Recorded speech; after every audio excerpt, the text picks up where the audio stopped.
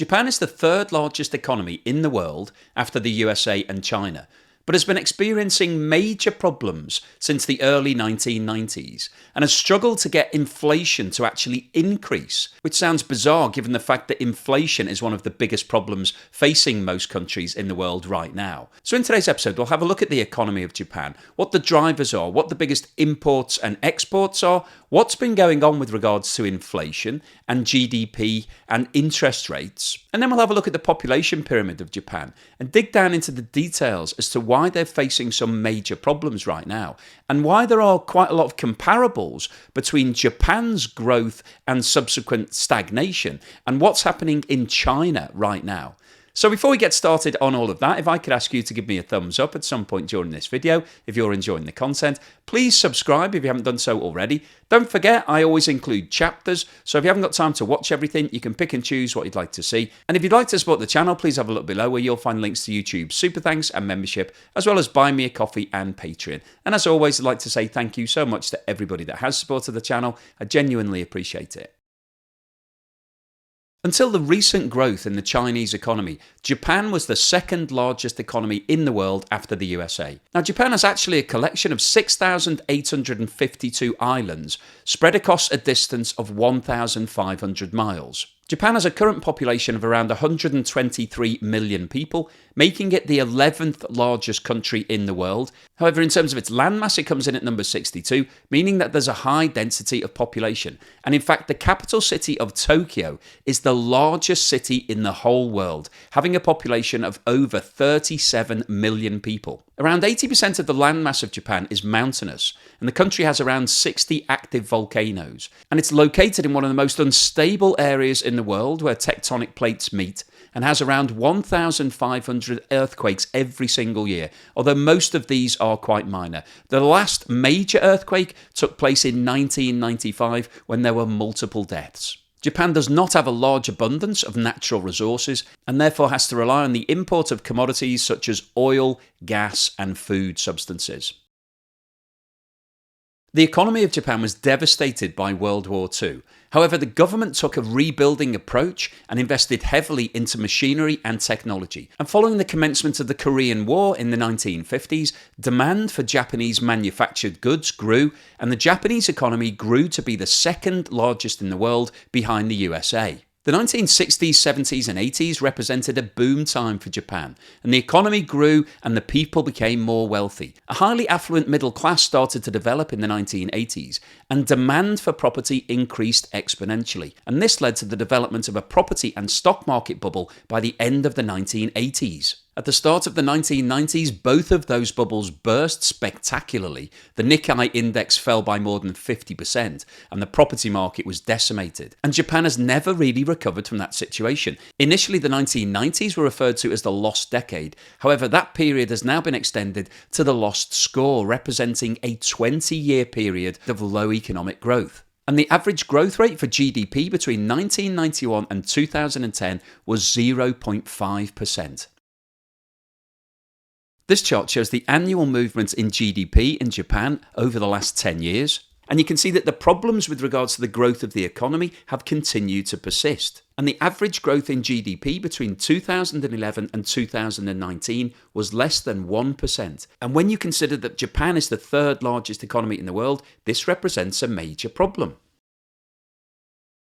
In the 60s, 70s and 80s, Japan was one of the biggest manufacturers in the world. It was using technology, robotics and machinery to produce things efficiently, quickly and cheaply. However, in the 1990s, Japan lost its position as the primary exporter from Asia and was replaced by China. Japan still has a large manufacturing industry and is at the forefront of exports in terms of car manufacturing and electronics. This chart shows the breakdown by category of Japan's exports in 2021, which is the most recent year that we have data for. Manufactured goods were the largest category, equating to $147 billion worth of exports, followed by the car industry at $137 billion, and electrical and electronic equipment, which came in at $119 billion. However, in terms of trade, the problem that Japan has is it doesn't have an abundance of natural resources, and therefore is reliant upon the import of oil and natural gas. And this chart shows the breakdown of the imports for 2021. And as you can see, the single largest category was the import of fuel, which represented around $155 billion,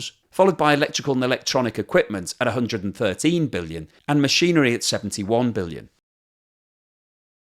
And to highlight the problem, this chart shows the breakdown of the fuel sources used to produce electricity in Japan. As you can see, the largest single component is natural gas, representing 34% of all electricity production. And this is in line with what we've seen in Europe, where a lot of countries moved towards natural gas over the course of the last 30 years because it's more efficient and produces less CO2 compared to coal. Now, interestingly, coal is the second largest energy source for the production of electricity, equating to around 31%. And one of the reasons for this is that Japan does have deposits of coal, so historically it was able to provide its own coal. However, a lot of the mines have now become unproductive, and it's actually cheaper to buy coal from other parts of the world than it is to extract from Japan. Now, one of the other reasons that coal makes up such a large percentage relates to the nuclear percentage. As you can see from this chart, currently nuclear power equates to around 7% of all electricity produced in Japan. Now, historically, Japan was at the forefront of nuclear power development, and they had a commitment to expanding their nuclear power generation. And at one point, they had 57 active reactors all across the country. However, in March 2011, an earthquake resulted in a nuclear accident at Fukushima, which resulted in the closure of all nuclear power plants in Japan. As I mentioned earlier in the video, Japan sits on the border of two tectonic plates, and as a result of this, it experiences a lot of tremors and earthquakes each year. So a full investigation was undertaken by the Japanese authorities, who decided that they could reopen some of the nuclear reactors as long as they increased their safety measures. 24 were decommissioned, but 10 have subsequently restarted. So the 6% that you can see on this chart actually represents a major reduction. At its height, nuclear power was generating around 25% of all electricity in Japan, but that's now obviously been scaled back. And that's one of the reasons why coal represents such a large percentage, because the old coal-fired stations that were due to be decommissioned have actually been kept on. Now, renewables is a growing area in Japan and represents around 20% currently, and it's expected that that figure will expand significantly over the course of the next 30 years. And then the final segment of this chart relates to electricity produced from oil. So the summary of this chart is that 73% of all electricity generated in Japan comes from natural gas, coal, and oil. And the vast majority of those products are imported from the international markets. And obviously that represents a major problem for Japan, particularly in view of what's happened over the course of the last 12 months since Russia invaded Ukraine, because we saw a huge spike in the price of all of those commodities in the international markets. Now, before we go on to look at inflation and interest rates, let's have a look at the population pyramid of Japan, because the demographics are really important in terms of understanding what's going on in the economy right now. This population pyramid shows the current breakdown of the USA in terms of the age group and sexes.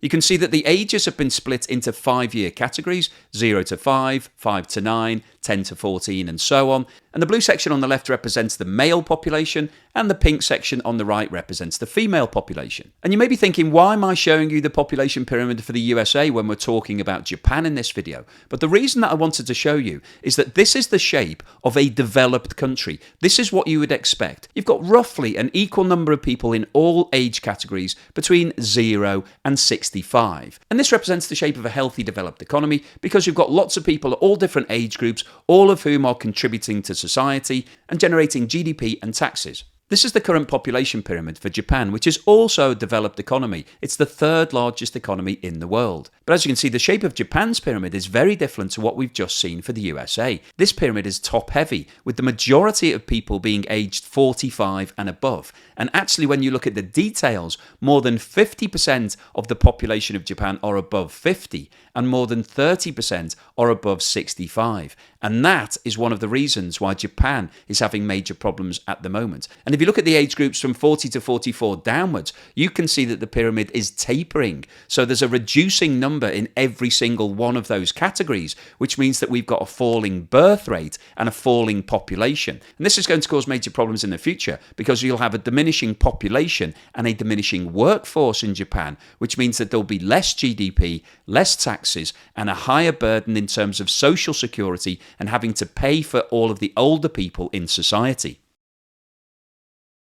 Now, one of the reasons I wanted to show you that population pyramid is that the demographics of the country have a big impact on what the population do with their cash. And what Japan has found is that since the early 1990s, when the economy went into the doldrums and has struggled to actually generate any significant growth, the people of Japan decided that they wanted to hold on to their cash and save it in the bank rather than spending. And this situation is known as a liquidity trap.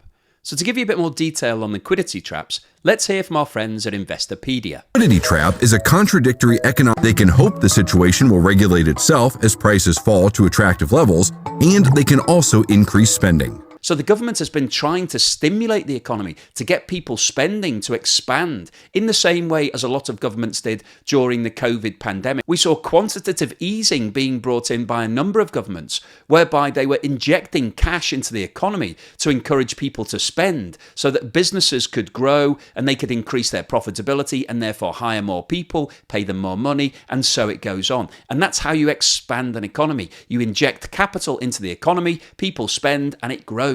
But that hasn't been happening at all in Japan over the course of the last 30 years. When the property and stock market bubbles burst in the 1990s, that caused all of the older generation to become more cautious, and they decided they didn't want to spend, irrespective of what was happening with regards to monetary policy. And as a result of that, Japan has really struggled with very low levels of inflation.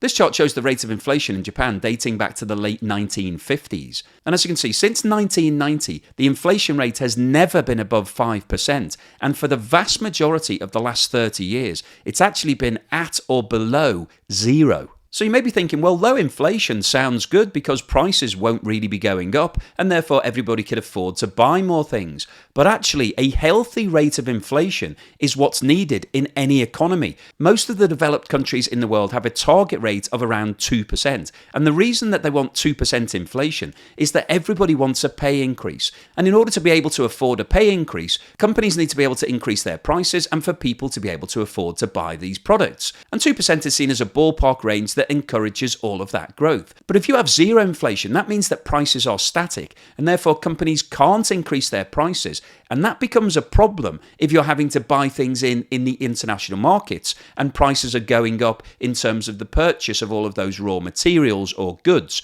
because you can't pass that on to the consumers in your home market. So potentially then you make less profit because your costs go up, but you can't increase your prices. So this is actually quite restrictive to have zero inflation and isn't what any governments or central banks are aiming for. And if we look at what's happened over the last 5 years, you can see that up until 2021, inflation was actually on a downward trend and actually fell into negative territory during 2020. But if you look at what's happened in 2022, Japan has actually started seeing some real inflation, and inflation is currently running at 3.8%. Which is the highest level since the early 1970s. So you may be thinking that Japan's now solved its own problem, that inflation has started going up, so that's a good thing. But actually, this is the wrong sort of inflation from Japan's point of view, because this is being driven by increases in commodity prices as a result of Russia's invasion of Ukraine. As Japan saw the price of oil and natural gas and coal increasing dramatically in the international markets, it had no option but to keep buying at those elevated prices because Japan was entirely dependent on the import of all of those goods for the production of electricity and to keep the country running. And this chart shows the balance of trade in Japan, which is basically the difference between the value of all of your exports and the value of all of your imports. So if your exports are worth more, you'll have a positive balance of trade and therefore be building up cash reserves. However, if your imports are costing you more, you'll have a negative balance of trade and therefore you'll be draining your cash reserves. And as you can see, in every single month of the last year, Japan has had a negative balance of trade, and this is obviously building up and is draining their reserves.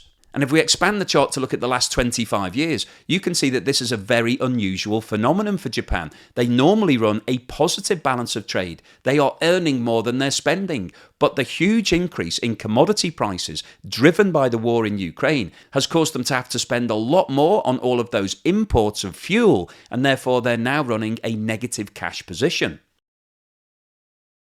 So as you'll know if you follow the channel, the usual way of dealing with high inflation is for central banks and governments to increase interest rates because that discourages people from spending. It reduces the amount of cash in their pocket, it reduces the amount that companies have because everybody has to pay more for their debt, and therefore it calms the economy down. But from Japan's point of view, they don't want to do that because they've been trying to stimulate their economy for the last 30 years. And this chart shows what's been happening with interest rates in Japan dating back to 1970. So you can see that when the bubbles burst at the start of the 90s, interest rates were reduced from around 6% down to 0%, and they have remained at those levels for the last 22 years. Now, the main reason that the Japanese central bank reduced interest rates to 0% was to discourage everybody from holding all of their money in the bank. They wanted people to go out and spend that money because you're never going to earn any interest on it. But the problem that they had was that if inflation is sitting at 0% as well, prices remain stable, and therefore the value of your money isn't actually deteriorating. If you leave your money in the bank and you're not earning any interest on it, and you have 5% inflation, then the value of your money drops by 5% every single year. But that hasn't been happening in Japan. Basically, you can leave your money in the bank, earn no interest, and you still are as wealthy as you were this time last year because none of the prices have gone up. But the problem that Japan's facing right now is that prices have started going up because of what's happening with regards to the cost of fuel in the international markets, but interest rates are at 0%. So if the Bank of Japan follows traditional methodology and increases interest rates to offset increasing inflation, it's likely to encourage people to put more money in the bank because they're then going to start earning interest on that cash. So this is now unfolding to be a major problem for the Japanese authorities. So what's the summary and conclusion today? Well, I wanted to post this video because I think what's going on in Japan is absolutely fascinating. It's operating like no other country in the world. We're all familiar with what's been going on with regards to Russia's invasion of Ukraine, how that's impacted on the global price for commodities, and how it's causing inflation all across the world. And the main weapon that central banks and governments have been using to tackle that inflation is raising interest rates. And we've seen interest rate hikes from various countries over the course of the last 12 months, and we're now starting to see inflation peaking and coming back down in most countries. But what's happening in Japan is unique to that country. And the problems in Japan are related directly to what's happening with the population. We've got a declining number of people and we've got an aging population. So everybody's getting older, and older people tend to be more cautious. They don't spend as much. They want to save and hold on to all of their cash. And that's what's been happening over the course of the last 30 years. The Bank of Japan has tried desperately to stimulate the economy. It reduced interest rates to 0, which is what we saw during the COVID pandemic all across the world. And as a result of that, we saw markets taking off, we saw lots of people spending, and we saw property markets explode all around the world. But that hasn't been happening in Japan because they've got a much more cautious outlook. They're not taking on as much debt, and they don't want to spend any of their capital. And they've now got themselves into a very difficult situation whereby inflation has started feeding through into the economy as a result of the increase in oil, gas, and food prices over the course of the last 12 months. But they've still got their same problem that most people aren't spending money. And if the Bank of Japan does decide that it wants to start increasing interest rates, that's only likely to encourage people to save more money. So this is a real conundrum from their perspective. And I mentioned at the start of the video that there are some comparables to what's going on in China. And I wanted to pick that up at this point. Now, if you saw my recent video, we talked about the fact that China has now got a reducing population. For the first time in a very, very long time, they saw a reduction in numbers, around 850,000 at the end of 2022. But when you look at the population pyramid for China, there are some major concerns there. In order to stop population growth in the 1980s, a one-child per family rule was brought in, whereby families were penalised if they had more children. Now, that's led to a reduction in the birth rate, and it's also changed the psychology for a lot of people in China. They don't want to have more than one child. Now, this has now led to a major problem because they've got reducing birth rate, and they've now got a top-heavy society in the same way as we saw on the Japan population chart. Now, it's not quite as pronounced as Japan because China is still developing, but the problems are now in place, and that's going to cause major issues for China down the road because they've got a growing older population who follow the same sort of characteristics as what we've seen in Japan. They are less likely to spend, and they are also going to prove to be a bigger burden because the Chinese authorities are going to have to pay for the health healthcare and the social welfare of all of those people at some point in the future. And when you look at the development of the two countries, Japan had its boom times in the 50s, 60s and 70s, when it was the biggest manufacturer in the world and the biggest exporter. And at that time, it was forecast that Japan was going to overtake the USA as the biggest economy in the world. However, following the bursting of the property and stock market bubbles in 1990, that didn't happen, and the economy has never recovered. And when you look at what's going on with China right now, we've got a similar dynamic. Over the course of the last 15 years, China has grown exponentially. It's been the world's major exporter. It's been manufacturing goods that everybody else has been buying. And it's also forecast to overtake the USA at some point in the next few years. However, when you look at the demographics and the problems that are going on in China right now, it's quite similar to what happened in Japan. They've built up a huge property bubble in exactly the same way as what happened in Japan, and that bubble is now on the point of bursting. I've talked about it a lot on the channel. Evergrande is the high profile name, but there are lots of property developers who ran out of cash, they can't complete their builds, and confidence has now disappeared in the Chinese property market. So we may see a bursting of that bubble, and we may also see the stock market crashing in China,